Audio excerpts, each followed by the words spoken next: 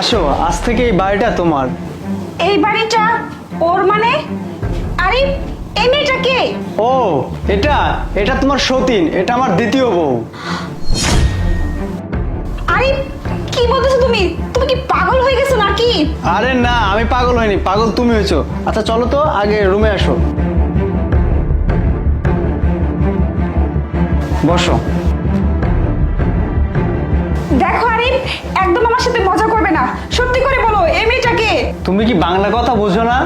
আরে এটা তোমার সতীন, আমার দ্বিতীয় নাম্বার বউ, বুঝতে পারছো? আরিফ, তুমি এগুলো কি বলতেছো? তোমার কি মাথাটা সত্যি নষ্ট হয়ে গেছে নাকি? আমি তোমার প্রথম স্ত্রী বর্তমান, তারপর আবার তুমি আমার কোনো অনুমতি নাওনি, আর তুমি আরেকটা বিয়ে করে নিয়ে আসছো।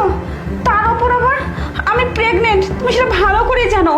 এই সময় তুমি কোথায় আমার খেয়াল রাখবে, আমার পাশে থাকবে, তা না করে তুমি আমার আরেকটা বিয়ে